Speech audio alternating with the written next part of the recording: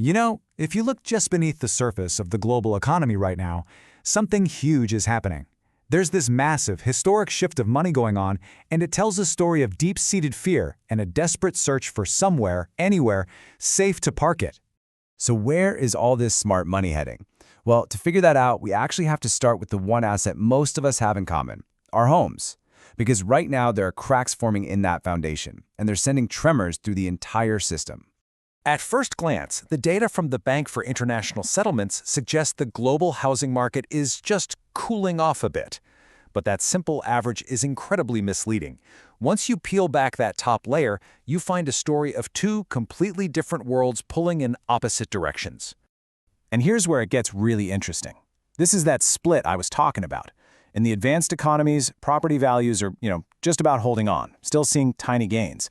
But in emerging markets, they're falling and have been since 2022. This isn't just a small gap, it's a massive divide. And this chart, wow, it just lays bare how fractured this market is.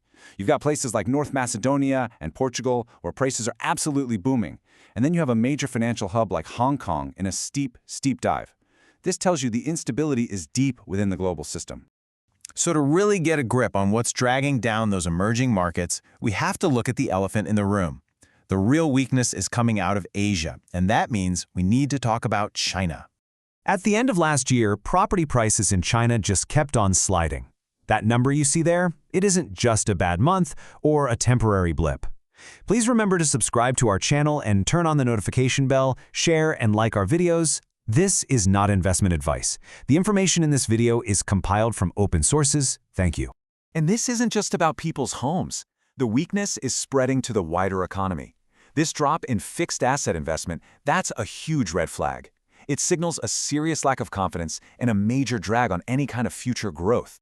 So the crucial thing to understand here is that this isn't some new, shocking crisis. It's a slow-motion problem that's been hollowing out the Chinese economy for more than 2 years.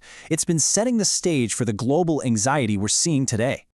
Okay, so you've got this global economy that's already on shaky ground, just tinder dry with anxiety, and then someone lit a match. A completely unexpected geopolitical firestorm that just poured gasoline all over those economic fears.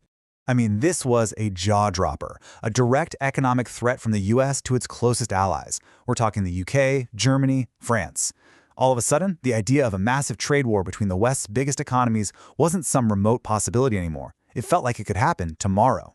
And this threat, it didn't just come out of thin air. It dropped right as these details were emerging about a new Board of Peace, a US-led group that looked like it was being set up to directly challenge the United Nations.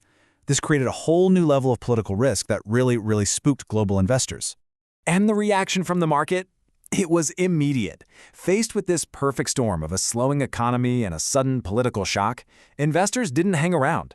They just stampeded away from risk and ran towards the traditional safety of hard, tangible assets. You know, in times of turmoil, investors always flock to gold, and this time was no exception. The yellow metal absolutely smashed its old records, surging to an all-time high. It's a classic move, but the sheer size of this surge tells you just how much fear is out there. But the move in silver? That was even more dramatic. It also blasted to a new record peak. I mean, just since the start of the year, silver is up around 18%. That's far outpacing even gold's incredible rally. And as you can see here, this wasn't just about gold and silver, it was a wholesale panic into the entire precious metals group. Platinum, palladium, you name it. If it was a hard asset, it was being snapped up.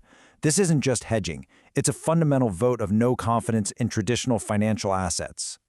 So let's step back for a second and connect all these dots.